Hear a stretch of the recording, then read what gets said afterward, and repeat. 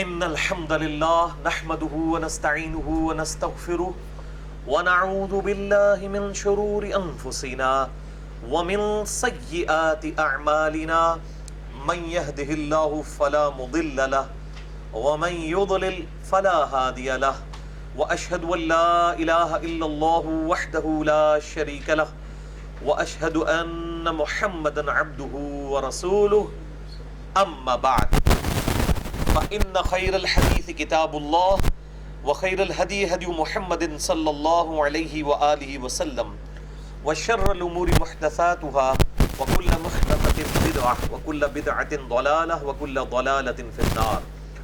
أعوذ بالله السميع العليم من الشيطان الرجيم من همزه ونفخه ونفثه. بسم الله الرحمن الرحيم. رب اشرح لي صدري ويسر لي امري واحلل عقدة من لساني يفقهوا قولي. بسم الله الرحمن الرحيم. ان الله وملائكته يصلون على النبي يا ايها الذين امنوا صلوا عليه وسلموا تسليما. اللهم صل على محمد وعلى ال محمد كما صليت على ابراهيم وعلى ال ابراهيم انك حميد مجيد. اللهم بارك على محمد وعلى آل محمد كما باركت على إبراهيم وعلى آل إبراهيم إنك حميد مجيد. اللهم ربنا آتنا في الدنيا حسنة وفي الآخرة حسنة وقنا عذاب النار. ربنا آتنا من لدنك رحمة وهيئ لنا من أمرنا رشدا. لا إله إلا أنت سبحانك إني كنت من الظالمين. حسبنا الله ونعم الوکیل ولا حول ولا قوة الا باللہ العلی العظیم. آمین. الحمدللہ آج 16 ستمبر 2017 کو ہفتے کے دن قرآن کلاس نمبر 268 میں ہم انشاءاللہ تعالی سورۃ الروم کی آیت نمبر 8 سے آنورڈ انشاءاللہ سٹارٹ کریں گے. اعوذ باللہ من الشیطان الرجیم. بسم اللہ الرحمن الرحیم. میں نے پچھلی دفعہ اس سورت کے تعارف میں ایک بات بتائی تھی کہ یہ جو سورت ہے اللہ تبارک و تعالیٰ کی جو قدرت کی بڑی بڑی نشانیاں ہیں، یعنی فزیکل فینامنا آف نیچر، قانون قدرت، ان کو بنیاد بنا کر اللہ تعالیٰ کی طرف بلانے والی سورت ہے. قرآن حکیم میں ٹاپ آف دا لسٹ 2 صورتیں ہیں جن میں التذکیر بآلاء اللہ ہے. التذکیر بآلاء اللہ کہتے ہیں اللہ کی قدرت کی بڑی بڑی نشانیوں کے ساتھ اللہ تعالیٰ انسانیت کو اپنی طرف مائل کرتا ہے. اور ٹاپ آف دا لسٹ وہ 2 صورتیں ہیں، نمبر 1 سورۃ النحل اور نمبر 2 سورۃ الروم، جو اب ہم پڑھ رہے ہیں. تو آج امید تو ہے کہ انشاءاللہ یہ کمپلیٹ ہو جائے گی. تو آپ دیکھیں گے کہ اس میں کتنی قدرت کی نشانیاں کمبائنڈ فارم کے اندر جو باقی صورتوں میں سکیٹرڈ فارم میں موجود ہیں اس صورت کے اندر آپ کو نظر آئیں گی. اور اس کا مرکزی ٹاپک ہی التذکیر بآلاء اللہ ہے، یعنی اللہ تعالیٰ کی طرف سے نصیحت اس کی قدرت کی بڑی بڑی نشانیوں کو یاد کروا کر. اعوذ باللہ من الشیطان الرجیم. بسم اللہ الرحمن الرحیم. اولم یتفکروا فی انفسہم. کیا ان لوگوں نے کبھی غور نہیں کیا اپنی جان میں، اپنے جی کے اندر؟ ما خلق اللہ السماوات والارض وما بینہما الا بالحق، کہ اللہ تعالیٰ نے زمین و آسمان اور جو کچھ ان کے بیچ ہے وہ نہیں پیدا کیا مگر الحق، یعنی با مقصد، پرپزفل، یعنی اس کا ایک مقصد ہے.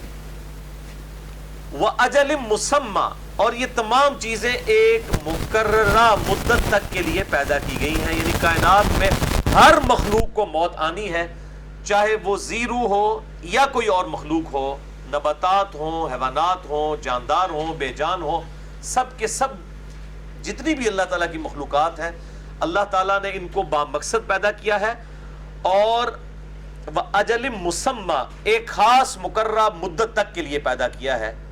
وَإِنَّ كَثِيرًا مِّنَ النَّاسِ بِلِقَاءِ رَبِّهِمْ لَكَافِرُونَ، اور بے شک لوگوں کی اکثریت ایسی ہے جو اپنے رب سے ملاقات کی ہی منکر ہے. یعنی خدا کو ماننا کافی نہیں ہے، بلکہ اس چیز کا یقین کامل کرنا کہ ہم نے مر کے اپنے رب کے حضور پیش ہونا ہے اور اپنے کیے ہوئے اعمال کا جواب دہ ہونا ہے، یہ ہے اصل مسئلہ۔ اور اس پہ ایمان لانا کافی نہیں ہے، اسی لیے قرآن حکیم میں شروع میں یہ بات آئی وَبِالْآخِرَةِ هُمْ يُوقِنُونَ، آخرت کا یقین ہوتا ہے جو لوگ بات ماننے والے ہیں ان کو، باقی چیزوں پر ایمان ہے اور آخرت کا یقین کامل، اس کے بغیر انسان کا قبلہ درست ہی نہیں رہ سکتا۔ اولم یسیروا فی الارض، کیا انہوں نے زمین میں سیر و سیاحت کر کے نہیں دیکھا، فینظروا کیف کان عاقبۃ الذین من قبلہم، کہ وہ دیکھتے کہ ان سے جو آگے لوگ گزر چکے ہیں، اگلی اقوام جو گزر چکی جو ان سے پہلے تھی، ان کا کیا انجام ہوا۔ کانوا اشد منہم قوہ، وہ طاقت میں ان سے بڑھ کے تھی، یعنی مشرکین عرب سے بڑھ کر، وآثاروا الارض وعمروها، اور انہوں نے خوب زمین میں بھی ہل چلایا تھا، خوب کھیتی باڑی بھی کرتے تھے اور انہوں نے آباد بھی کیا اس زمین کو، اکثر مما عمروها، اس سے بڑھ کر جتنا کہ یہ لوگ کر رہے ہیں، وجاءتهم رسلهم بالبینات، اور ان تمام لوگوں کے پاس بھی ان کے وقت کے رسول جو ہے وہ دعوت حق لے کر آئے روشن نشانیوں کے ساتھ، فما کان اللہ لیظلمہم، تو اللہ کی یہ شان نہیں تھی کہ اللہ تعالیٰ ان پر کوئی ظلم کرتا، ولیکن کانوا انفسہم یظلمون، بلکہ وہ خود ہی اپنی جانوں پر ظلم کیا کرتے تھے۔ ثم کان عاقبۃ الذین اساءوا السوء، اور اس کے بعد پھر برائی کرنے والوں کا کتنا برا انجام ہوا، ان کذبوا بآیات اللہ، کہ وہ اللہ تعالیٰ کی آیات کو جھٹلایا کرتے تھے، وَكَانُوا بِهَا يَسْتَهْزِئُونَ، اور وہ اس کے ساتھ استہزاء یعنی مذاق کیا کرتے تھے۔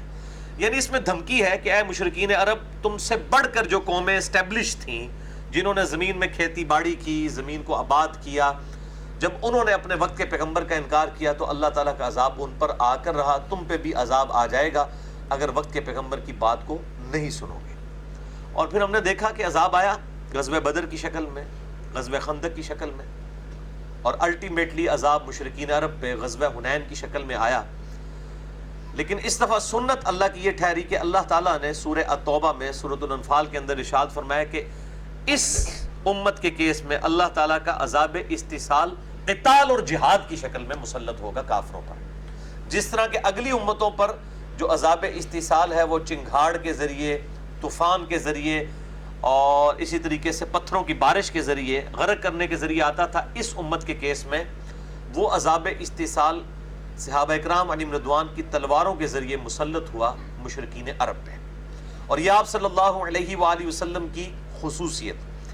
اور دوسری خصوصیت آپ صلی اللہ علیہ وآلہ وسلم کی یہ ہے کہ آپ صلی اللہ علیہ وآلہ وسلم کا جو معجزہ ہے وہ اگلے انبیاء کی طرح ٹینجیبل فارم میں فزیکل فینومینا آف نیچر کو توڑنے والا نہیں ہے، یعنی مردوں کو زندہ کرنا یا عصا کو اژدہا بنا دینا۔ اس قسم کے معجزات آپ صلی اللہ علیہ وآلہ وسلم کے حصی ہیں، میں نے ان پہ پورا لیکچر بھی دیا ہے، مسئلہ نمبر 131C، 17 معجزات بخاری اور مسلم سے بیان کیے۔ لیکن جو دعوی نبوت والا معجزہ ہے وہ ہے القرآن۔ تو آپ صلی اللہ علیہ وآلہ وسلم کا معجزہ بھی ڈیفرنٹ ہے اپنے موڈ کے اعتبار سے، اور آپ صلی اللہ علیہ وآلہ وسلم کے منکرین پر عذاب استحصال کا موڈ بھی بالکل ڈیفرنٹ ہے اگلے انبیاء اکرام علیہ السلام کے منکرین کے برعکس۔ اس لیے میں نے اس پہ لیکچر بھی ریکارڈ کروایا ہے، مسئلہ نمبر 85، قرآن اور قتال ہمارے محبوب صلی اللہ علیہ وآلہ وسلم کی دو خصوصیات۔ ثم كان عاقبة الذين اساءوا السوء ان كذبوا بآيات الله وكانوا بها يستهزئون۔ اللہ يبدأ الخلق ثم يعيده، اللہ ہی ہے جو ابتدا میں چیزوں کو پیدا فرماتا ہے، یہ اللہ تعالیٰ کی کوالٹی ہے، یہ کوالٹی کسی اور کی نہیں ہے۔ اللہ تعالیٰ بدیع السماوات والارض ہے، کریشن ایکس نہیلو کرنے والا، عدم محض سے وجود بخشنے والا۔ جہاں تک تعلق ہے تخلیق کا وہ انسان بھی کرتا ہے، لیکن انسان جو ہے وہ کریشن ایکس نہیلو نہیں کر سکتا، عدم محض سے وجود نہیں کسی چیز کو بخش سکتا۔ کسی درخت کی لکڑی کو کاٹ کے اس سے کرسی یا ٹیبل بنا لیا جائے گا، تخلیق ہے انسان کی، لیکن درخت نہیں گمرا سکتا. یہ کریشن ایکس نہیلو ہے، عدم محض سے وجود بخشنا. کوئی چیز ایگزسٹ نہیں کرتی تھی اس کو پیدا کر دینا. یہ اللہ تعالیٰ کی خصوصیت ہے، اسے کہتے ہیں ابدا. بدیع السماوات والارض، موجد ہے زمین و آسمان کا. اور اسی سے وہ لفظ نکلا ہے بدعت. بدعت اس کو کہتے ہیں جس کی اصل دین میں موجود نہ ہو، بالکل نئی چیز کو ایجاد کی جائے، وہ دین کے اندر بدعت کا لفظ بھی استعمال ہوتا ہے.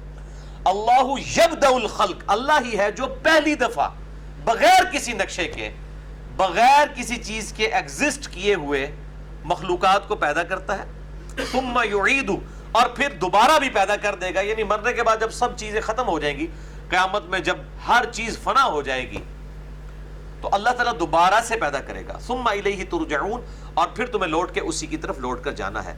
وَيَوْمَ تَقُومُ السَّاعَةُ يُبْلِسُ الْمُجْرِمُونَ، اور جب قیامت قائم ہوگی تو اس دن پھر مجرموں کی آس ٹوٹ جائے گی. یعنی دنیا میں بھی اپنے آپ کو دھوکے دے کر انسان زندگی گزار رہا ہوتا ہے کہ جس طریقے سے یہاں اللہ تعالیٰ نے گیون سرکمسٹانسز بڑے اچھے دیے ہیں، تو امید ہے کہ آئندہ بھی معاملات آسان ہو جائیں گے. اور ہر ایک نے کوئی نہ کوئی امید باندھی ہوتی ہے، کسی نہ کسی شخصیت کے ساتھ، کسی نہ کسی ایک خاص عمل کے ساتھ، اور اسی کے اوپر انسان پوری زندگی گزار رہا ہوتا ہے. اس لیے آپ دیکھتے ہیں کہ حرام کا مال کما کے لوگ ہاسپٹلز بنا رہے ہوتے ہیں، این جی اوز بنا رہے ہوتے ہیں، اور وہ اس امید پہ ہوتے ہیں کہ شاید ہماری یہ کوئی ایک نیکی جو ہے وہ اللہ کی بارگاہ میں قبول ہو جائے. لیکن یہ سارے کے سارے دھوکے دنیا میں انسانوں کو دیے جا سکتے ہیں. اللہ تعالیٰ تو بے پرواہ ہے، اس کا اپنا کرائٹیریا ہے، وہ کسی کو کچھ نہیں سمجھتا. وہ اتنا بے پرواہ ہے کہ دنیا کا کوئی رول اس کے اوپر اپلائی نہیں ہوتا. میں اکثر مثال دیتا ہوں اس بات کی کہ اکثر لوگ کہتے ہیں جی وہ اگر ماں کو اختیار دیا جائے کہ اپنی اولاد کو آگ میں جھونک دے، تو کبھی بھی کوئی بھی ماں اپنی اولاد کو آگ میں نہیں جھونکے گی، چاہے وہ کتنی نافرمان ہو. تو یہ کیسے ہو سکتا ہے کہ اللہ تعالیٰ اپنی مخلوقات کو آگ میں جھونک دے؟ تو اس کو اینٹی وینم کے طور پہ، میں الزامی جواب کے طور پہ، پھکی کے طور پہ کہتا ہوں کہ پھر تو یہ بھی پاسبل نہیں ہے کہ اگر ہمیں اختیار دیا جائے کہ ہم کسی ایسی عورت کو موت دے دیں کہ جس کے 4-5 چھوٹے چھوٹے بچے ہوں، چاہے وہ ہمارے دشمن کی ہی بیوی کیوں نہ ہو، ہمارا دل پسیج جائے گا کہ ایسی عورت کو موت نہیں آنی چاہیے. ان بچوں کا کیا بنے گا؟ ان کے مینٹل ماڈلز تک بدل جائیں گے. ستیلی ماں ان کے ساتھ کیا سلوک کرے گی؟ لیکن کیا اللہ تعالیٰ کے بھی یہ احساسات ہوتے ہیں؟ وہ تو روزانہ سینکڑوں ہزاروں ایسی عورتوں کو موت دیتا ہے جن کے چھوٹے چھوٹے بچے ہوتے ہیں. تو آپ کی ڈاکٹرائن تو فیل ہو گئی کہ اگر ماں جو ہے وہ بچے کو نہیں جلا سکتی تو اللہ کیسے کرے گا؟ تو بھائی اس اعتبار سے تو ہمارا دل بھی پسیج جائے کہ ہم کسی ایسی عورت کو موت نہ دیں، لیکن اللہ تعالیٰ پریکٹیکلی ایسا کر رہا ہے. کیوں؟ اللہ الصمد، کسی کا پابند. یہ فیلنگز، احساسات، پسیج جانا، یہ ہماری اللہ تعالیٰ اپنے فیصلوں میں بالکل آزاد ہے. اور میں اس لیے پنجابی میں بات کرتا ہوں کہ کنو کر لو کڈ لوئے گا کہ اللہ تعالیٰ بہت ڈٹ ہے. وہ کسی کی دھوس میں نہیں آتا، کسی پہ وہ اس کو ترس نہیں آتا. جب وہ اپنے فیصلے میں آزاد ہے تو کسی چیز سے اس کا دل نہیں پسیجتا. یہ ہماری ایشو ہے، ہماری فکر. اس لیے بالکل اللہ تعالیٰ ہمارا وہ یوم تقوم الساعۃ، اور جب قیامت والے دن یعنی قیامت برپا ہوگی، یبلس المجرمون، مجرمین کی آس ٹوٹ جائے گی. وَلَمْ يَكُنْ لَهُم مِّن شُرَكَائِهِمْ شُفَعَاءُ وَكَانُوا بِشُرَكَائِهِمْ كَافِرِينَ، اور نہیں ہوں گے ان کے لیے وہ شریک سفارش کرنے والے جن پہ دنیا میں بھروسہ تھا کہ یہ اللہ سے ہمیں بچا لیں گے. وَكَانُوا بِشُرَكَائِهِمْ كَافِرِينَ، اور وہ خود ہی اپنے شریکوں سے دستبردار بھی ہو جائیں گے، ان کا انکار بھی کریں گے. قرآن حکیم میں یہ بھی آتا ہے کہ جن ہستیوں کو وہ پوج رہے تھے وہ ہستیاں ان کا انکار کر دیں گی، اور یہاں پہ آ رہا ہے کہ یہ خود ہی ان سے اعلان برات کر دیں گے. جب ان کو پتا چلے گا کہ حضرت صاحب ہی لڑنے لگے انہیں، تو اعلان برات ہی کر دینا. دیکھیں نا، اب اگر غلام احمد قادیانی دجال کے ماننے والوں کو غلام احمد قادیانی سب سے آگے نظر آیا دوزخ میں جاتے ہوئے، وہ خود ہی اعلان برات اس سے کریں گے کہ نہیں؟ آٹومیٹکلی کریں گے. تو یہ بڑا خطرناک معاملہ ہے. اللہم اجرنا من النار، اللہم اجرنا من النار، اللہم اجرنا من النار، آمین. فَأَمَّا الَّذِينَ آمَنُوا، بس وہی سائملٹینیس کنٹراسٹ آئیں گے اب دونوں طرف کے کہ قیامت والے دن کیا ہوگا. فَأَمَّا الَّذِينَ آمَنُوا، بس وہ لوگ جو کہ ایمان لے کر آئے، وعملوا الصالحات، اور انہوں نے نیک اعمال کیے، فہم فی روضۃ یحبرون، تو وہ پھر ایسی جنتوں میں ہوں گے، باغات میں ہوں گے جس میں وہ خوش و خرم ہوں گے، مسرور ہوں گے۔ واما الذین کفروا، اور وہ لوگ جنہوں نے دنیا میں بات ماننے سے انکار کیا، اللہ اور اس کے پیغمبر کی بات نہیں مانی، کفر کیا، انکار کیا، ناشکری کی، وکذبوا بآیاتنا، اور ہماری آیات کو جھٹلا دیا۔ ایک تو آیات کو جھٹلانا یہ ہے کہ کوئی اللہ کی کتاب پر ایمان ہی نہ لائے، ایک یہ ہے کہ کتاب کو مانتا ہو لیکن کتاب کی نہ مانتا ہو، وہ بھی پریکٹیکلی جھٹلانا ہے۔ ایک بندہ کہتا ہے جی میں اس بات کو مانتا ہوں کہ نماز پڑھنا فرض ہے، لیکن پریکٹیکلی وہ نماز نہیں پڑھ رہا، تو پریکٹیکلی اللہ تعالیٰ کی آیات کو جھٹلا رہا ہے۔ عملاً وہ کافر ہے چاہے اعتقاداً مسلمان بھی ہو۔ تو اعتقادی کافر اور عملی کافر کا فرق بھی سمجھے۔ اعتقادی کافر وہ ہے جو بالکل بلیو ہی نہیں رکھتا گاڈ کے اندر، اس کے پیغمبروں کے اندر، اس کی کتابوں کے اندر، اور عملی کافر وہ ہے جو مانتا تو ہے لیکن پریکٹیکلی نہ اللہ کی بات ماننے کے لیے تیار ہے، نہ اس کی کتاب کی، نہ اس کے محبوب صلی اللہ علیہ وآلہ وسلم کی، تو عملاً وہ بھی کافر ہے۔ اس کے لیے بھی یہ آیات بالکل فٹ ان ہوگی۔ وَكَذَّبُوا بِآيَاتِنَا وَلِقَاءِ الْآخِرَةِ، اور اس نے جھٹلا دیا آخرت میں ہماری ملاقات کو۔ ایک پریکٹیکلی جھٹلانا ہے، ایک ہے اعتقاد میں۔ اعتقاد میں تو شاید کافی لوگ ہوں کہ جو یہ پلی لے لے کے ہم اعتقاد میں تو بات مانتے ہیں کہ اللہ تعالیٰ کے حضور پیش ہونا ہے، لیکن عملاً واقعی ان کے کرتوت ایسے ہیں، اعمال ایسے ہیں کہ اللہ کے بارگاہ میں پیشی ہونی ہے۔ فَأُولَئِكَ فِي الْعَذَابِ الْمُحْضَرُونَ، تو ایسے لوگوں کو پھر عذاب کے اندر حاضر کر دیا جائے گا۔ فَسُبْحَانَ اللَّهِ حِينَ تُمْسُونَ، پس باقی بیان کرو اللہ کی شام کے وقت، وَحِينَ تُصْبِحُونَ، اور صبح کے وقت۔ اب یہ چونکہ مکی صورت ہے لہذا یہاں پر اس پاکی بیان کرنے سے مراد اذکار ہے، سبحان اللہ وبحمدہ، سبحان اللہ العظیم، یا سبحان اللہ والحمد للہ ولا الہ الا اللہ واللہ اکبر، اس قسم کے اذکار۔ اور بعد میں جب نمازوں کی ٹائمنگ آ گئی تو پھر ظاہر ہے کہ ان اوقات کے اندر ڈیٹم لیول کے اوپر نماز کو فرض کر دیا گیا، یعنی شام کی نماز میں مغرب کی نماز اور ساتھ عشاء کی نماز آ گئی، اور حین تصبحون میں صبح کی نماز آ گئی۔ وَلَهُ الْحَمْدُ فِي السَّمَاوَاتِ وَالْأَرْضِ، اور تمام حمد اس کے لیے ہے آسمانوں اور زمین میں۔ وَعَشِيًّا وَحِينَ تُظْهِرُونَ، اور سپہر کے وقت بھی اور دوپہر کے وقت بھی اس کی پاکی بیان کرو، یعنی عصر کی نماز کا ٹائم اور ظہر کی نماز کا ٹائم، ان اوقات میں اللہ تعالیٰ کی حمد بیان کرو، تسبیح بیان کرو۔ اور جب نماز فرض ہوگی پھر ظاہر ان 5 اوقات کے اندر فرض عبادت آ گئی، لیکن پھر بھی ان فرض نمازوں کے ساتھ بھی سنت اذکار رکھ دیے گئے فوراً بعد، اور جس میں تسبیحات فاطمہ جو ہے ٹاپ آف دا لسٹ ہے، اس کے اندر اللہ کی تسبیح موجود ہے، سبحان اللہ، اللہ کی تحمید بھی موجود ہے، الحمدللہ، اور اسی طریقے سے اللہ اکبر، اللہ کی تکبیر بھی موجود ہے۔ تو یہ تمام کے تمام سنت اذکار پھر وہ ساتھ اٹیچ کر دیے گئے۔ اور اسی والے سے کہ ہمارے 2 کارڈ بھی ہیں، گرین کارڈ اور بلو کارڈ، میں نے کہتا ہوں یہ آخرت کا گرین کارڈ اور آخرت کا بلو کارڈ ہے۔ جس طرح دنیا میں دنیا کا جو گرین کارڈ ہے وہ ورک پرمٹ ہے یورپین یونین کا، اور گرین کارڈ جو ہے وہ امریکہ کی نیشنلٹی ہے، اور بلو کارڈ جو ہے وہ ورک پرمٹ ہے یورپین یونین کا، یورپ میں کام کرنے کے لیے۔ یہ آخرت کا گرین کارڈ اور آخرت کا بلو کارڈ ہے۔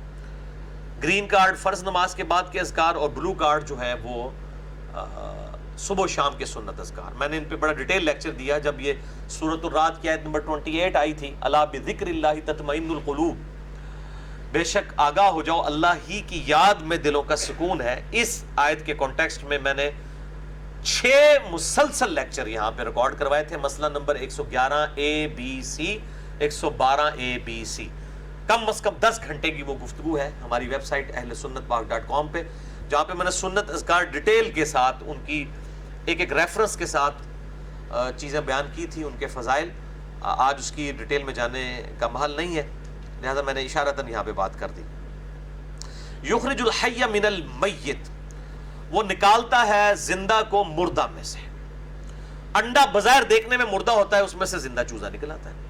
وَيُخْرِجُ الْمَيِّتَ مِنَ الْحَيِّ، اور وہ مردہ کو نکالتا ہے زندہ میں سے، یعنی مرغی انڈا دیتی ہے۔ یہ ایک بڑی فزیکل مثال ہے ہمارے دیکھنے کی، آبزرویشن کرنے کے اعتبار سے۔ اور اگر ان ڈیپتھ جائیں گے تو وہ انڈا بھی ظاہر ہے کہ مردہ نہیں ہوتا، صرف ظاہر ہے کہ قرآن پاک چونکہ لٹریچر کی بک ہے وہ عام آبزرویشن کے اعتبار سے بات کرتی ہے، اس طریقے سے سائنٹیفک گہرائی میں اتر کے بسا اوقات بات نہیں کی جاتی، کیونکہ لٹریچر کا تقاضا یہی ہے، کیونکہ یہ سائنس کی کتاب تو نہیں ہے کہ بالکل کانسیپٹ آخری درجے تک کلیئر کیے جائے، تو موٹی موٹی بات ہوتی ہے جو عام پبلک کو سمجھ آ جائے۔ وَيُحْيِي الْأَرْضَ بَعْدَ مَوْتِهَا، اور وہی ہے جو زندہ کرتا ہے زمین کو مرنے کے بعد۔ زمین بالکل مردہ پڑی ہوتی ہے، آسمان سے بارش نازل ہوتی ہے، اس زمین میں سے جو ہے وہ گھاس نکلنا شروع ہو جاتی ہے۔ وَكَذَلِكَ تُخْرَجُونَ، اور اسی طریقے سے تمہیں بھی اللہ تعالیٰ زمین میں سے نکال لے گا۔ یعنی اللہ تعالیٰ یہ دنیا میں مثال بتا رہا ہے کہ جیسے زمین مردہ ہوتی ہے اور کسی کو نظر نہیں آ رہا ہوتا کہ اس زمین میں سے اتنا بڑا درخت بھی نکل سکتا ہے اور اتنی کھیتیاں اور اتنی فصلیں اگ سکتی ہیں اور پانی کے ذریعے اللہ تعالیٰ اگاتا ہے، بالکل اس طریقے سے اللہ تعالیٰ اسی زمین میں سے تمہیں قیامت والے دن اگا کے زندہ کر لے گا۔ اب مسلسل اگلے رکوع کے اندر اللہ تعالیٰ کی قدرت کی نشانیاں، فزیکل فینومینا آف نیچر، بڑی ترتیب کے ساتھ التذکیر بآلاء اللہ وہ بیان ہونے جا رہے ہیں۔ وَمِنْ آیَاتِهِ أَنْ خَلَقَكُم مِّن تُرَابٍ، اور اسی کی نشانیوں میں سے ہے کہ اس نے پیدا کیا ہے تمہیں مٹی سے، ثُمَّ إِذَا أَنْتُمْ بَشَرٌ تَنْتَشِرُونَ، اس کے بعد تم ایک بشر بن کے اس زمین میں پھیل گئے، یعنی پوری کی پوری زمین کے اوپر اللہ تعالیٰ نے مخلوقات کو آباد کیا۔ ابھی آپ دیکھیں گے یہ بار بار آیت آئے گی، وَمِنْ آیَاتِهِ وَمِنْ آیَاتِهِ وَمِنْ آیَاتِهِ وَمِنْ آیَاتِهِ، اور اس کی نشانیوں میں سے، اس کی نشانیوں میں سے، اس کی نشانیوں میں سے۔ یہ جو انداز ہے نا قرآن حکیم میں اور کسی صورت کا نہیں ہے۔ اسی لیے میں نے اس کے تعارف میں بھی بات کی تھی کہ فزیکل فینومینا آف نیچر کے اعتبار سے التذکیر بآلاء اللہ، اللہ کی قدرت کی بڑی بڑی نشانیوں کے اعتبار سے ٹاپ آف دا لسٹ دو صورتیں ہیں، سورۃ النحل اور سورہ الروم جو چل رہی ہے۔ وَمِنْ آیَاتِهِ، اور اسی کی نشانیوں میں سے ہے أَنْ خَلَقَ لَكُم مِّنْ أَنفُسِكُمْ أَزْوَاجًا، کہ اس نے تمہاری ہی جنس میں سے تمہاری بیویاں پیدا کی، لِتَسْكُنُوا إِلَيْهَا، تاکہ ان سے تم سکون حاصل کرو، وَجَعَلَ بَيْنَكُمْ مَوَدَّةً وَرَحْمَةً، اور اس نے تم میاں بیوی کے درمیان محبت اور رحمت کے جذبات بھی رکھ دی۔ یہ بالکل حقیقت بات ہے کہ دنیا میں میاں بیوی سے زیادہ کلوز رشتہ کوئی نہیں ہے، ایون ماں باپ کا رشتہ بھی اولاد کے ساتھ اتنا کلوزنس کا نہیں ہے جو میاں بیوی کا اللہ تعالیٰ نے رشتہ رکھا ہے۔ اور آپ دیکھ رہے ہیں اسی لیے اتنے شد و مد کے ساتھ ذکر آیا۔ ماں باپ کی جہاں بھی بات آتی ہے حقوق کی بات آتی ہے، لیکن جہاں مودت کی، محبت کی، گاڑے ایک ریلیشن شپ کی بات آتی ہے تو صرف میاں بیوی کے۔ یہاں پہ بھی دیکھیں کیا الفاظ ہیں کہ اللہ تعالیٰ فرماتا ہے اس کی نشانیوں میں سے ہے کہ اس نے تمہاری ہی جنس کی عورتیں تمہارے لیے پیدا کی، تمہاری بیویاں، تاکہ تم ان سے سکون حاصل کرو، یعنی ان کے ساتھ جو تمہارا تعلق ہے، اور تمہارے اور ان کے درمیان محبت اور رحمت، یعنی ایک دوسرے کے لیے قربانیاں کرتے ہیں۔ عورت جو ہے وہ گھر کا سسٹم چلاتی ہے، اپنے خامند کے لیے قربانی کرتی ہے، خامند جو ہے وہ اپنی بیوی کے لیے اور اولاد کے لیے قربانی کرتے ہوئے جو ہے وہ اپنے معاملات کو رزق کے اعتبار سے مینج کرتا ہے، اس کی رسپانسبلٹی ہے۔ ان فی ذلک لآیات لقوم یتفکرون، بے شک اس کے اندر ہے نشانیاں ان لوگوں کے لیے جو تفکر کرتے ہیں، کہ یہ یقین کریں اتنا پرفیکٹ ریلیشن شپ ہے میاں بیوی کا، یہ سب کی سب چیزیں بائی چانس تو نہیں ہو سکتی۔ اور پھر جو ازدواجی تعلق کی اگر آپ باریکیوں میں جانا شروع کریں تو بندہ پریشان ہو جاتا ہے کہ کس لیول کے اوپر اللہ تعالیٰ نے اس ریلیشن شپ کی ٹائمنگ کو ایڈجسٹ کیا ہوا ہے، کسی انسان کے یعنی بس میں نہیں چیزیں۔ اللہ تعالیٰ ہمارے اس کو اس اعتبار سے غور کرو کہ یہ خدا نے سارے کام کیے، ہر چیز کے پیچھے خدا ہے۔ God is the only explanation of all the physical phenomena in this universe۔ خدا ہی وضاحت ہے اس کائنات میں ہونے والی ہر ایک قدرت کی جو چیزیں ہیں، فزیکل فینومینا آف نیچر، قانون قدرت ہے، ان کے پیچھے گاڈ ہے۔ اللہ اکبر۔ ومن آیاتہ، اور اس کی نشانیوں میں سے ہے خلق السماوات والارض، خلق السماوات والارض، آسمانوں اور زمین کی پیدائش، واختلاف السنتکم، اور تمہاری زبانوں کا اختلاف، والوانکم، اور تمہاری رنگوں کا اختلاف۔ یعنی کہ دیکھیں حبشی ہیں وہ کالے کلر کے ہیں، دوسری طرف یورپین ہے وہ بالکل سفید کلر ہے، سب کانٹیننٹ کے لوگ جو ہیں وہ سانولے کلر کے ہیں، اور پھر زبانیں دنیا میں ہزاروں ہیں، ان زبانوں کا اختلاف، شکلوں کا اختلاف، کلرز کی جو ہے وہ ڈفرنس، یہ سب کی سب چیزیں اللہ کی نشانی ہیں. ان فی ذالک لآیات للعالمین، بے شک اس کے اندر تمام جہان والوں کے لیے نشانیاں ہیں. حقیقت ہے کہ ایک ہی آدم کی اولاد ہے، لیکن آپ دیکھیں کس طریقے سے، یعنی آپ وہ چائنیز کو دیکھیں، انڈونیشینز، ملیشینز، بالکل ان کی ٹپیکل الگ سے شکلیں ہیں. سب کانٹیننٹ کے لوگوں کو دیکھیں تو وہ بالکل الگ سے شکلیں ہیں. افریقن کو دیکھیں وہ بالکل الگ سے شکلیں ہیں. وہ دیکھنے سے پتہ چل جاتا ہے کہ یہ سب کانٹیننٹ کا ایریا کا ہے، یا یہ جو وہ چائنا، جاپان، انڈونیشیا، ملیشیا کے ایریا کے ہیں، اور یہ افریقن ہے. بالکل دیکھ کے اندازہ ہو جاتا ہے یہ اللہ تعالیٰ نے اس طرح کا جو فرق رکھا ہے. اللہ اکبر. وَمِنْ آیَاتِهِ، اور اس کی نشانیوں میں سے ہے منامکم باللیل، تمہارا رات کے وقت سو جانا، وَالنَّهَارِ وَابْتِغَاؤُكُم مِّن فَضْلِهِ، اور دن کے وقت تمہارا اس کے فضل کو یعنی رزق کو تلاش کرنا. یہ بھی اللہ کی نشانیوں میں سے ہے. إِنَّ فِي ذَلِكَ لَآيَاتٍ لِقَوْمٍ يَسْمَعُونَ، بے شک اس میں نشانیاں ان لوگوں کے لیے جو بات سن لیں. جو بات سنے گا نا اسی پہ بات اثر کرے گی. جو کہے گا میں سننی نہیں گل، اس میں تبدیلی کیوں نہیں آ سکتی کبھی بھی. اسی لیے کہا گیا سورۃ الملک میں کہ کافر کہیں گے وَقَالُوا لَوْ كُنَّا نَسْمَعُ أَوْ نَعْقِلُ مَا كُنَّا فِي أَصْحَابِ السَّعِيرِ، کاش ہم نے دنیا میں بات سن لی ہوتی، اپنی عقل استعمال کی ہوتی تو آج ہم دوزخ میں نہ پہنچے ہوتے. اللہ تعالیٰ فرماتا ہے فَاعْتَرَفُوا بِذَنبِهِمْ، انہوں نے اپنے اصلی جرم کا اعتراف کر لیا. فَسُحْقًا لِأَصْحَابِ السَّعِيرِ، پس پھٹکار ہو ان دوزخیوں پہ. اصل جرم یہ ہے بات کو نہ سننا. بھائی یہ سنیں گے تو اندر کوئی دل میں بات داخل ہوگی نا. اگر ایک بندہ کہتا ہے میں نے کان ہی بند کیے ہوئے ہیں، میں نے اپنی عقل استعمال نہیں کرنی، کس طریقے سے اس کے اندر کوئی حق بات اتر سکتی؟ Never, impossible. وَمِنْ آیَاتِهِ، اور اس کی نشانیوں میں سے، دیکھیں نا یہ بار بار میں نے کہا تھا آیت ریپیٹ ہوگی، اس کی نشانیوں میں سے، اس کی نشانیوں میں سے، اس کی نشانیوں میں سے. وَمِنْ آیَاتِهِ، اور اس کی نشانیوں میں سے یُریکُمُ الْبَرْقَ خَوْفًا وَطَمَعًا، وہ دکھاتا ہے تمہیں بجلی خوف اور طمع کے ساتھ. خوف ہوتا ہے بجلی گرنا پڑے، آج بھی گرتی ہے جب بجلی تو جنگل کے جنگل ہلاک ہو جاتے ہیں اور پورے پورے وہ نظر آتش ہو جاتے ہیں، کتنی بلڈنگز جو ہیں وہ تباہ ہوتی ہیں. اور طمع کے ساتھ، لالچ کے ساتھ آج بھی اکثر زمین جو ہے بارانی ہے، جو بارش کے انتظار پہ، اگر بارش نہ برسے وہاں پہ کوئی فصل نہیں نکل سکتی. تو اللہ تعالیٰ فرماتا ہے اس کی نشانیوں میں سے ہے، یعنی بجلی جب چمکتی ہے تو اس میں خوف بھی ہے کہیں پہ گرنا پڑے، اور اس میں لالچ بھی ہے، اس کے اندر ایک طمع بھی موجود ہے، ایک امید بھی ہے کہ اس میں سے بارش نکلے گی اور ہماری فصل جو ہے وہ ہری بھری ہوگی. اور ظاہر ہے کہ پوری کی پوری دنیا کا نظام جو ہے وہ اسی کھیتی باڑی کے اوپر چل رہا ہے. آج زمین اگانا بند کر دے انسانیت مر جائے گی.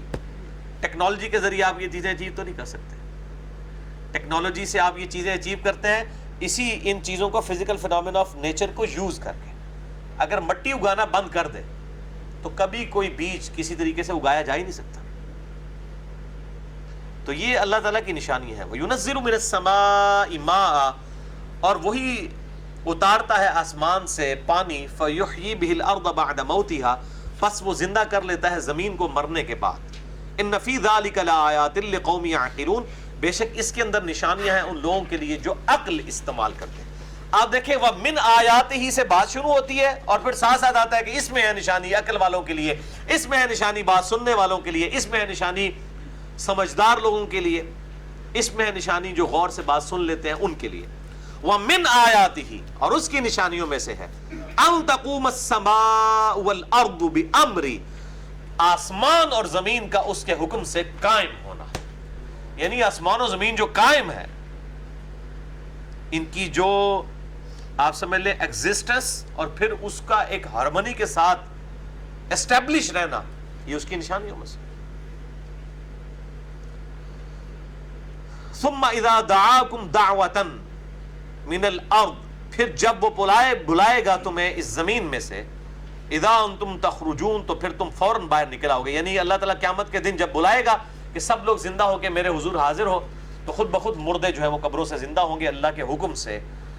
سب کے سب لوگ زندہ ہو کے اس کی بارگاہ میں پیش ہو جائیں گے. وَلَهُ مَن فِي السَّمَاوَاتِ وَالْأَرْضِ، اور اسی کا ہے جو کچھ آسمانوں میں ہے جو کچھ زمین میں ہے، ہر ایک کا مالک وہ ہے. كُلٌّ لَهُ قَانِتُونَ، اور ہر مخلوق اسی کی تابع فرمان ہے. انسان اور جنات اللہ تعالیٰ کے خلاف بغاوت کرتے ہیں اس لیے کہ اختیار دیا گیا ہے، ورنہ ہر چیز اس کے حکم کی پابند ہے.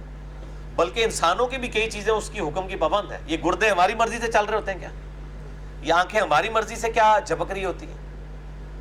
دل ہماری مرضی سے کیا چل رہا ہوتا ہے؟ یہ سانس اندر باہر آنا کیا ہماری اپنی مرضی سے ہوتا ہے؟ یہ سب کی سب چیزیں فی البدی چل رہی ہوتی ہیں، بغیر اختیار کے چل رہی ہوتی ہیں۔ انسان کی اپنے اندر کتنی چیزیں ہیں جو اللہ تعالیٰ کی تابع فرمان ہے اور اس طریقے سے چل رہی ہیں، اور مخلوقات باہر جو آپ کو نظر آ رہی ہیں، سورج، چاند، ستارے، یہ سب کی سب اللہ تعالیٰ کے تابع فرمان ہے۔ جو اللہ تعالیٰ نے ان کے لیے ڈیسٹنی مقرر کر دی ہے، تقدیر، وہ اس سے ذرا سے بھی حکم عدولی نہیں کر سکتے۔ اتنے پابند ہیں اللہ تبارک و تعالیٰ کے بنائے ہوئے ان محکم قوانین کے۔ وہ وَهُوَ الَّذِي يَبْدَأُ الْخَلْقَ ثُمَّ يُعِيدُهُ، وہی ہے جو پہلی دفعہ مخلوق کو پیدا کرتا ہے، یعنی کریشن ایکس نہیلو، عدم محض سے وجود بخشتا ہے، ثُمَّ يُعِيدُهُ، پھر وہی اس کو دوبارہ لوٹائے گا، وَهُوَ أَهْوَنُ عَلَيْهِ، اور یہ دوبارہ پیدا کرنا اس کے لیے بڑا آسان ہے۔ اللہ اکبر کبیرہ والحمد للہ کثیرہ وسبحان اللہ بکرۃ وأصیلا۔ اور یقین جانے یہ اتنی بڑی کوالٹی ہے کہ یہی بہت بڑا ڈفرنس ایک خالق اور مخلوق میں کر دیتی ہے۔ انسان کبھی شرک کر ہی نہیں سکتا۔ اللہ تعالیٰ کی جو تخلیقی صلاحیت ہے وہ ایسی یونیک ہے کہ کوئی انسان سوچ بھی نہیں سکتا کہ کسی انسان کے پاس بھی ایسی کوئی کمپیٹنسی یا کیپیبلٹی آ سکتی ہے۔ نیور۔ یہ اللہ تعالیٰ کی بڑی نشانیوں میں سے ایک نشانی۔ وَلَهُ الْمَثَلُ الْأَعْلَىٰ، اور اسی کے لیے ہے برتر شان، فِي السَّمَاوَاتِ وَالْأَرْضِ، آسمانوں میں بھی اور زمین میں بھی، وَهُوَ الْعَزِيزُ الْحَكِيمُ، اور وہی غالب ہے، حکمت والا ہے۔ غالب اتنا ہے کہ چسکنے نہ دے کسی کو، لیکن حکمت اس کی ایسی ہے کہ لوگوں کو ڈھیل دیتا ہے، شاید میری طرف پلٹ آئے۔ یعنی یہ اس کے ڈھیل دینے والا جو معاملہ ہے یہ اس کی رحمت کا تقاضا ہے۔ ضرب لکم مثلا من انفسکم، اب بڑی پیاری مثال آ رہی ہے۔ اللہ تعالیٰ فرماتا ہے، اللہ مثال بیان فرماتا ہے تمہاری اپنی جانوں میں سے ایک توحید کے لیے۔ هل لکم مما ملکت ایمانکم من شرکاء فیما رزقناکم، کیا تم میں سے کوئی یہ گوارا کرے گا کہ تمہارے جو نوکر ہے وہ تمہارے مال کے اندر جو ہم نے تمہیں دیا ہوا ہے برابر کے شریک ہو جائیں؟ فَأَنْتُمْ فِيهِ سَوَاءٌ، بالکل برابر کے تم ان کے ساتھ حصہ دار بن جاؤ۔ تَخَافُونَهُمْ كَخِيفَتِكُمْ أَنفُسَكُمْ، اور پھر تم ان سے بھی ڈرو جیسے آپس میں ایک سٹیٹس کے لوگوں سے تم ڈرتے ہو۔ كَذَلِكَ نُفَصِّلُ الْآيَاتِ، اس طریقے سے اللہ اپنی آیات کھول کر بیان کرتا ہے، لِقَوْمٍ يَعْقِلُونَ، ان کے لیے جو اپنی عقل کو استعمال کرتے ہیں۔ اللہ تعالیٰ یہ مثال بیان فرما رہا ہے کہ جس طرح تم کبھی یہ گوارا نہیں کرو گے کہ وہ رزق جو تم نے خود نہیں بنایا، ہم نے تمہیں دیا ہوا ہے، تم اس کے پیدا کرنے والے بھی نہیں ہو، اس رزق کے اندر اپنے نوکروں کو اپنے ہی سٹیٹس کے اوپر لے آؤ، اس لیول پہ کہ جس طرح تم اپنے سٹیٹس کے اور لوگوں کے ساتھ ڈرتے ہو، یہ کوئی میرے سے سٹیٹس میں اوپر نہ ہو جائے، اس طرح تم اپنے غلاموں اور نوکروں سے ڈرنا شروع کر دو، کیا تم یہ گوارا کرو گے؟ نہیں۔ پھر اللہ کے لیے کیسا گوارا کرتے ہو تم یہ کہ اللہ تعالیٰ کی مخلوقات میں سے کسی بھی پرسنالٹی کو اٹھا کے گاڈ کے ساتھ تم جو ہے وہ شریک ٹھہرا دو۔ یہ اس کی مثال دی جا رہی ہے۔ تو انسان کی انسٹنکٹ کے اندر توحید موجود ہے۔ انسان خود مطلب بڑا سینسٹیو ہے توحید کے معاملے میں، بہت سینسٹیو ہے۔ انسان خود شرک نہیں برداشت کرتا، کبھی نہیں برداشت کرتا اپنی ذات کے لیے، چاہے جائے کہ وہ کسی اللہ تعالیٰ کے لیے وہ شریک ٹھہرانے کے بارے میں اس کو معاملات سمجھنا ہے کہ یہ شرک کتنا سینسٹیو ایشو ہے اللہ تعالیٰ کے حضور۔ تو اللہ تعالیٰ ہمارا تم کبھی بھی اپنے غلاموں کو اپنے لیول سٹیٹس پہ لا کر ان کے ساتھ برابری برداشت نہیں کرو گے، تو یہ کیسے ہو سکتا ہے کہ اللہ تعالیٰ اپنی مخلوق میں کسی کو اپنا نائب بنا لے کہ یہ چھوٹا آلیہ ہے، کرتا تو میں ہوں، پیچھے خدا ہی ہے اور آگے یہ کرنے والا ہے؟ یہ پاسبل ہی نہیں۔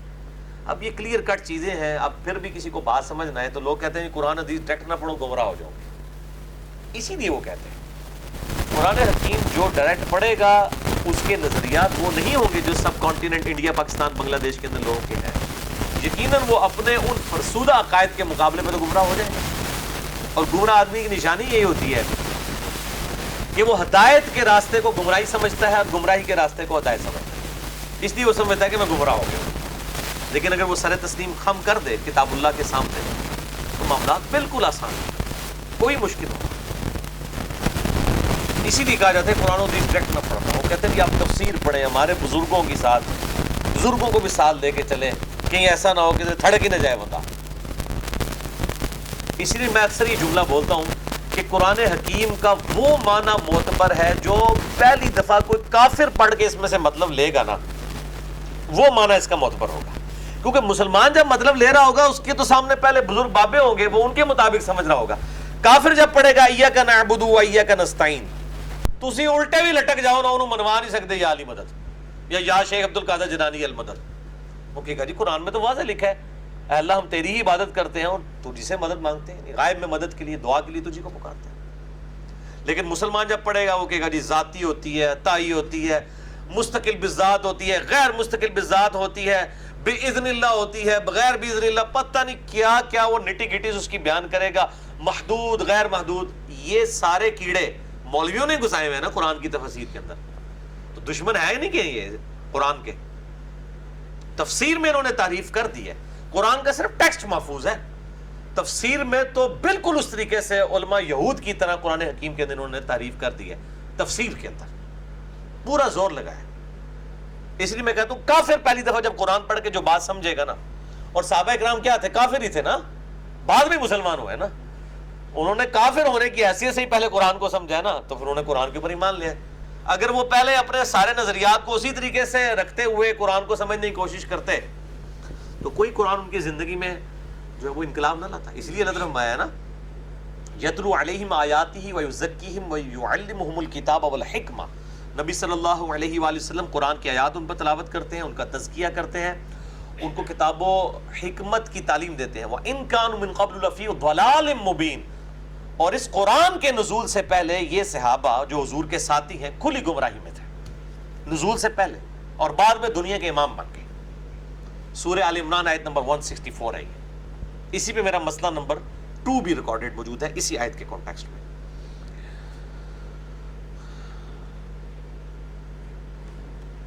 بل اتبع الذین ظلموا، بلکہ پیروی کر رہے ہیں ظالم، اہواءہم، اپنی خواہشات نفسانی کی، بغیر علم، بغیر کسی علم کے۔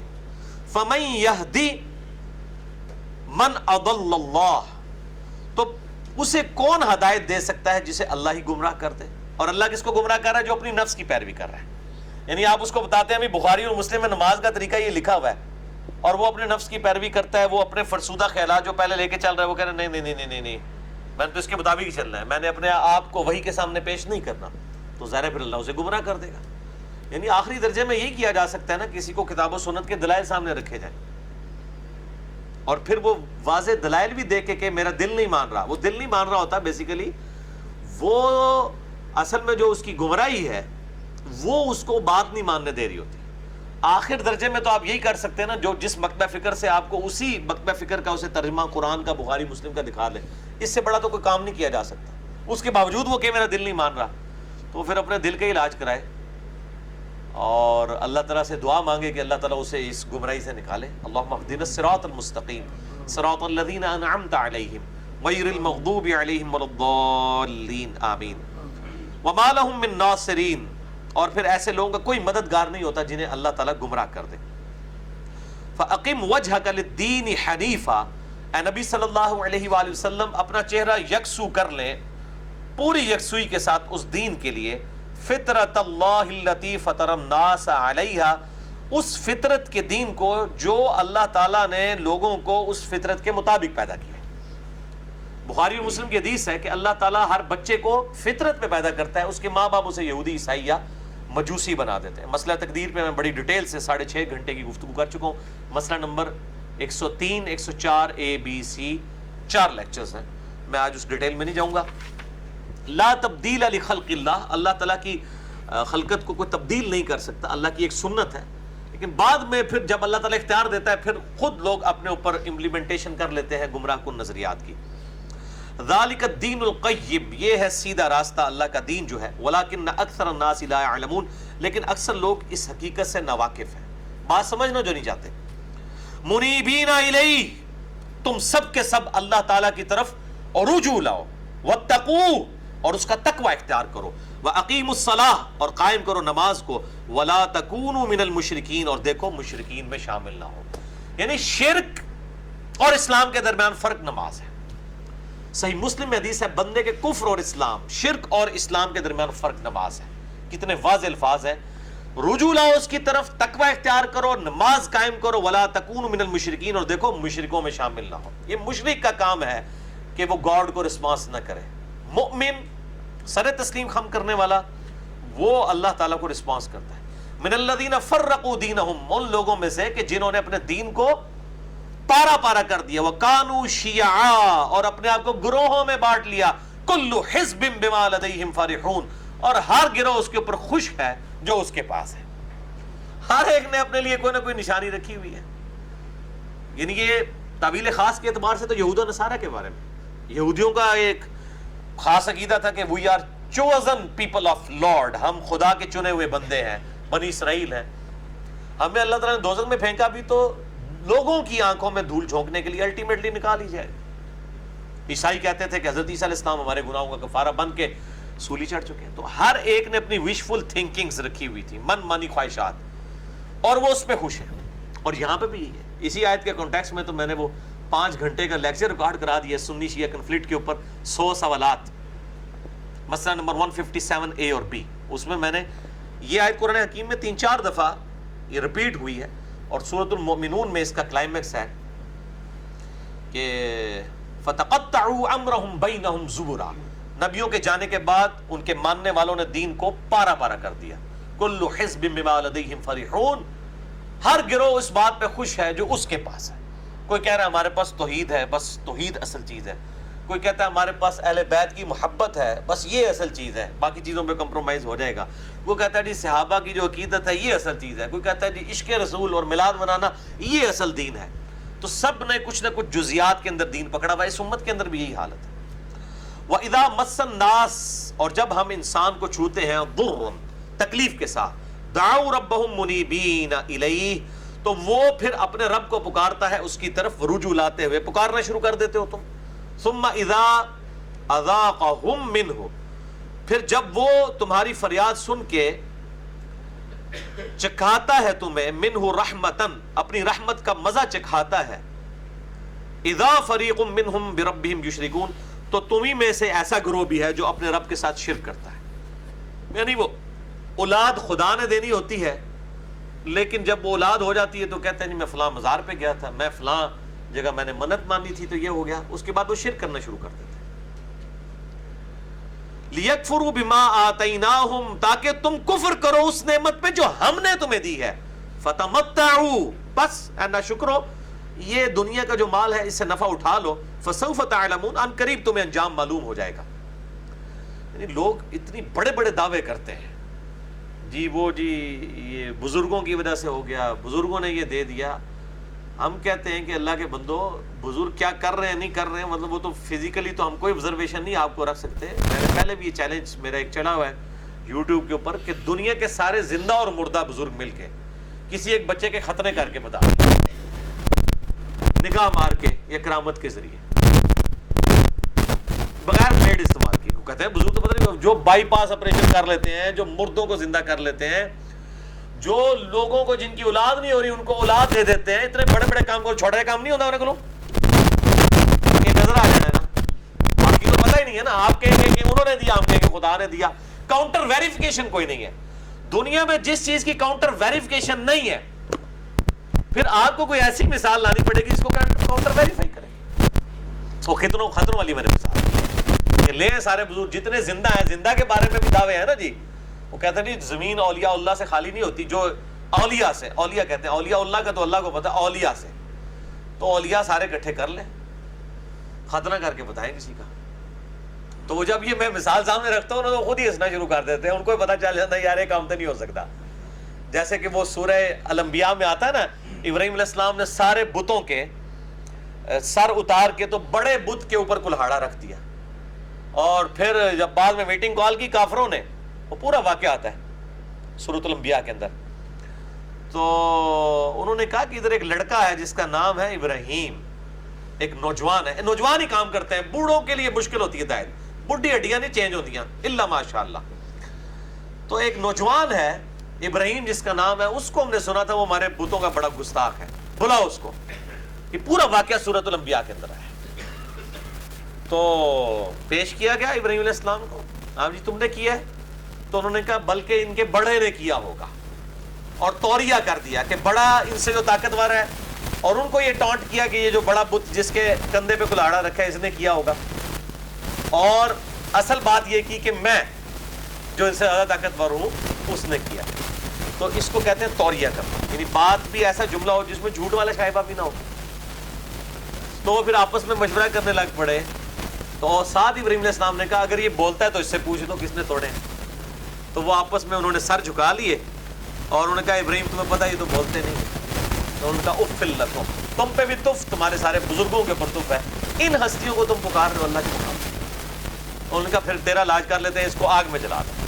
یعنی بات ماننے کی بجائے کہا کہ اسے آگ میں جلا دو. پھر اللہ تعالیٰ ہم نے آگ کو حکم دیا کہ آگ ٹھنڈی ہو جائے اور ابراہیم علیہ السلام کے لیے سلامتی ہو.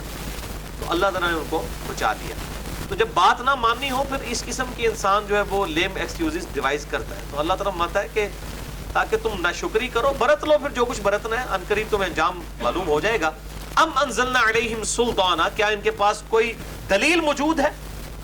فہو یتکلم، کہ وہ گواہی دیتی ہو بما کانوا بہ یشرکون، ان کے شرک کی. اللہ تعالیٰ مانتا ہے کوئی ان کے پاس کتابی دلیل ہے، کوئی اللہ کی طرف سے وحی آئی ہے کہ جن ہستیوں کے بارے میں یہ کلیم کر رہے ہیں کہ یہ اللہ تعالیٰ کے نائبین ہیں، لے کے آئیں کدھر دلیل موجود ہے. اسی پھر وہ کہتے ہیں جی وہ علم دو نے، ایک کتابہ کا علم ہے، ایک سینہ بسینہ آتا ہے. یہ خود ان کا یہ یعنی ماننا اس بات کا ثبوت ہے کہ جو دین یہ آپ کو بتا رہے ہیں وہ کتابوں میں کوئی موجود نہیں ہے. اس لیے پہلے ہی وہ شکست تعلیم کر لیتے ہیں، وہ تسلیم کر لیتے ہیں نا کہ بھئی کتاب علم و بس کریو یار، علمی گل نہ کرنا. تو ہم ان سے کہتے ہیں کہ اللہ کے بندوں پھر ہماری تو مجبوری ہے، کیونکہ ہم جس پیغمبر کے ماننے والے ہیں وہ تو ہمیں شخصیات کے حوالے کر کے نہیں گیا، وہ تو کہہ کے گیا میں تمہیں کتاب اللہ اور سنت کے حوالے کر کے جا رہا ہوں. اس نے تو یہ بھی نہیں کہا کہ میرے بعد ابو بکر عمر عثمان و علی کو پکڑ لینا، یہ بھی نہیں بولا، ڈائریکٹلی بائی نیم تو مینشن نہیں کیا. ہاں پولیٹیکلی ضرور بات کی کہ خلفائے راشدین کی اطاعت کرنا، لیکن خلفائے راشدین بھی تو آج زندہ کوئی نہیں ہے، کتاب اللہ اور سنت چھوڑی امت. تو یہ کہتے ہیں نہیں وہ ایک سینہ بسینہ بھی پیرلل میں کوئی دین آتا ہے. یہ پیرلل میں جو ان کا فراڈ تھا نا، مسئلہ نمبر 55A کے اندر میں نے سارے کے سارے ان کا کچا چٹا جتنے جھوٹے دلائل تھے علم لدنی کے حوالے سے. مسئلہ نمبر 55A ہے علم لدنی سے متعلق فرقہ وارانہ نظریات کا تحقیقی جائزہ. جو کتاب و سنت سے یہ جھوٹے دلائل پیش کرتے تھے نا، وہ میں نے الحمدللہ ان کے نلیفائی کر دیا. وہ کہتے ہیں جی بس یہ تو اصل میں وہ جو دیکھ لیتا ہے وہ یہ ہو جاتا ہے تو وہ ہو جاتا ہے.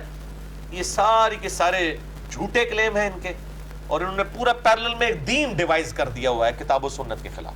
آپ سے فرمانے کتاب و سنت کو مضبوطی سے پکڑ لینا، کبھی گمراہ نہیں ہوگے.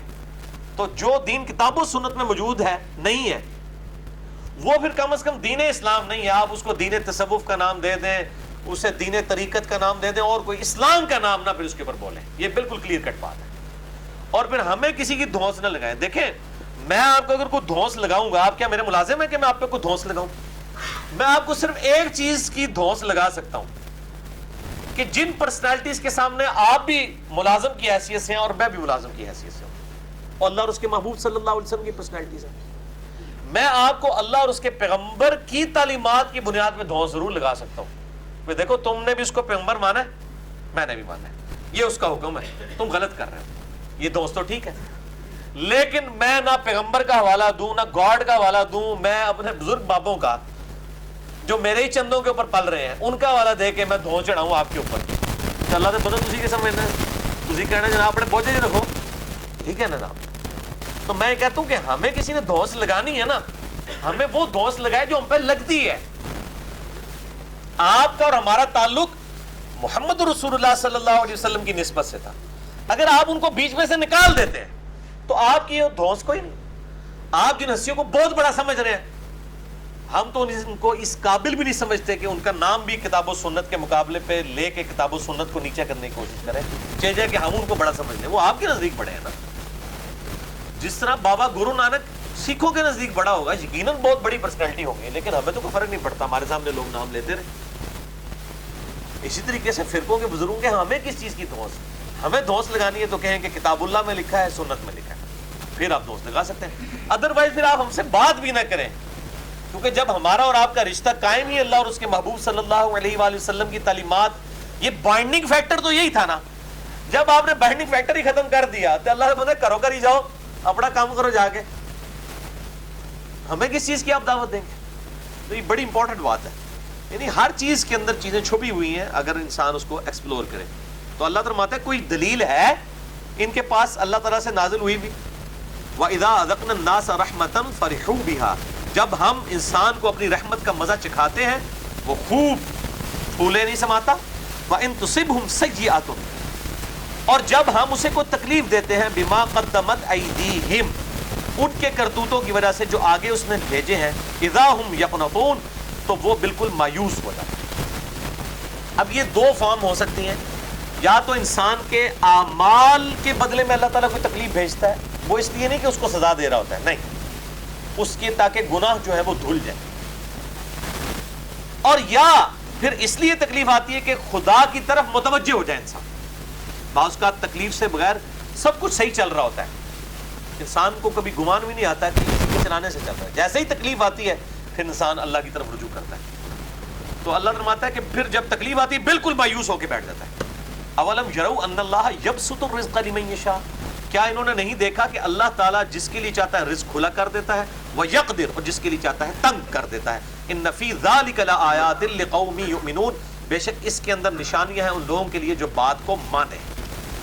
تو رزق کا بڑھ جانا، یہ کم ہو جانا، یہ اللہ تعالیٰ کے ڈیوائن ڈیسیژنز ہیں، اس کے ساتھ قطعاً کسی کی بزرگی کا ہونا یا نہ ہونا اس کا کوئی تعلق ہی نہیں ہے. ورنہ اللہ کے پیغمبر جو ہے وہ وقت کے سب سے امیر ترین لوگ ہوتے ہیں، لیکن ہم نے دیکھا ہے بالکل اس کے الٹ، سوائے چند ایک پیغمبروں کے وہ اپنے زمانے کے غریب ترین لوگ ہوتے ہیں، اور فاقوں میں زندگی ان کی ٹل ان کی ڈیتھ تک گزرتی ہے.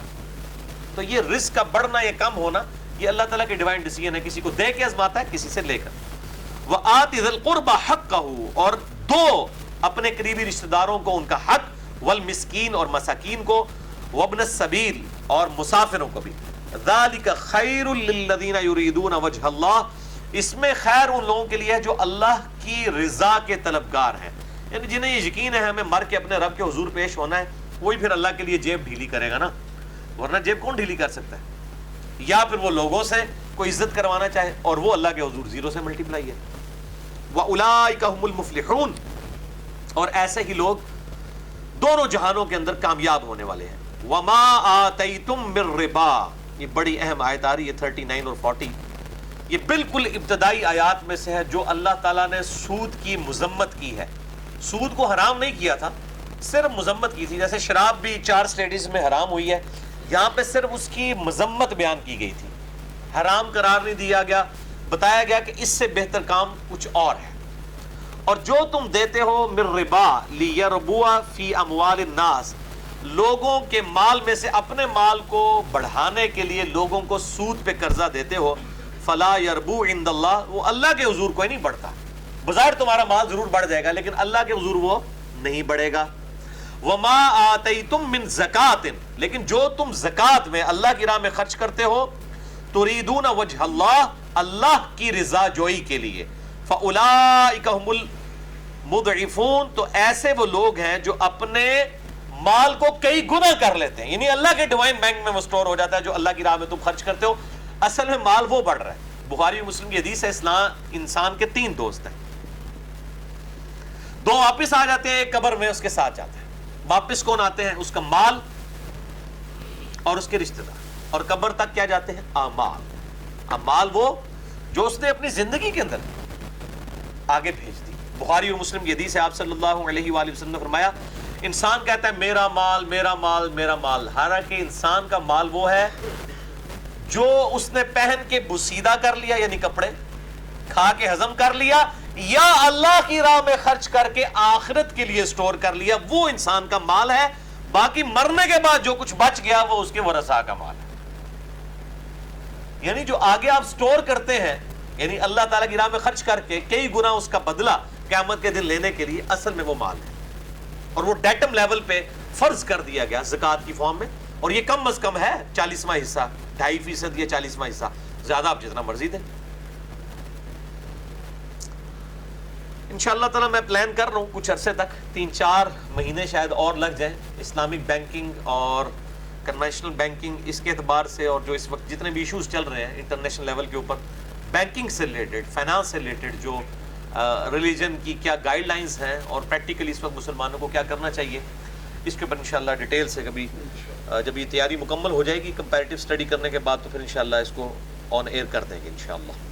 اللہ الذی خلقکم، اللہ ہے جس نے تمہیں پیدا کیا، ثم رزقکم، اور پھر اسی نے تمہیں رزق دیا، ثم یمیتکم، پھر وہی تمہیں موت دیتا ہے، ثم یحییکم، پھر وہی تمہیں زندہ کرے گا۔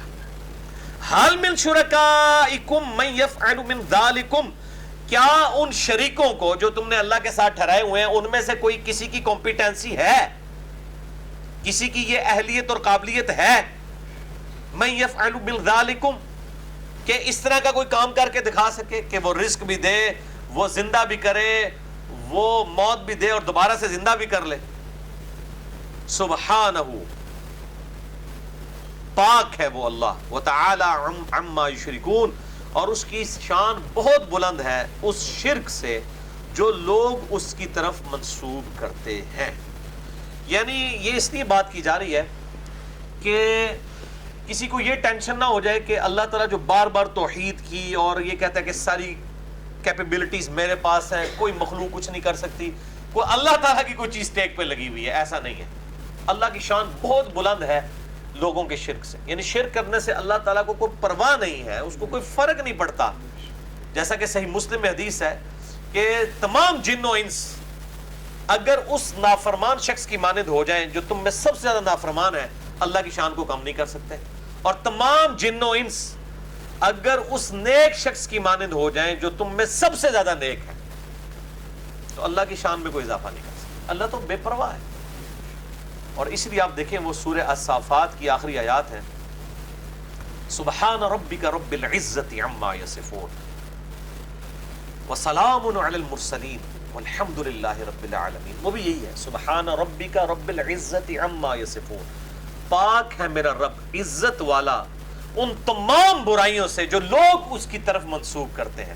یعنی یہ برائی منسوب کرنا ہے نا، کہ اللہ کو کبھی گھٹا کے مخلوق کے لیول پہ لے آنا، یا مخلوق کو بڑھا کے اس کے لیول پہ لے آنا، یا اس کے لیے بیٹے تجویز کرنا، بیٹیاں تجویز کرنا، اس کے ساتھ اور ہستیوں کو شریک ٹھہرانا۔ اللہ فرماتا ہے اللہ پاک ہے ان تمام برائیوں سے جو لوگ اس کی طرف منسوب کرتے ہیں۔ وَسَلَامٌ عَلَى الْمُرْسَلِينَ، اور سلامتی ہو رسولوں پر جنہوں نے سچی توحید لوگوں کے سامنے پیش کی ہے۔ وَالْحَمْدُ لِلَّهِ رَبِّ الْعَالَمِينَ، اور تمام تعریفیں اس اللہ کے لیے ہیں جو تمام جہانوں کا پالنے والا ہے۔ یعنی سارے جہانوں کا مالک وہ ہے، اس کو کوئی فرق نہیں پڑتا اگر اس کے ساتھ کوئی شرک بھی کرے، اس کو کوئی فرق نہیں پڑتا۔ بس یہیں پہ انشاءاللہ ہماری یہ گفتگو اب کنکلوڈ ہوگی۔ اللہ تعالیٰ سے دعا ہے جو حق بات میں نے کہی اللہ تعالیٰ ہمارے دلوں میں راسخ فرمائے، اگر جذبات میں میرے منہ سے کوئی غلط بات نکل گئی تو اللہ تعالیٰ ہمارے دلوں سے محو کر دے، ہمیں کتاب و سنت کی تعلیمات پر عمل کر کے دوسرے بھائیوں تک پہنچانے کی توفیق عطا فرمائے۔ سبحانک اللہم و بحمدک، اشہد ان لا الہ الا انت، استغفرک و اتوب الیک، وما علینا الا البلاغ المبین۔ جزاکم اللہ خیرا۔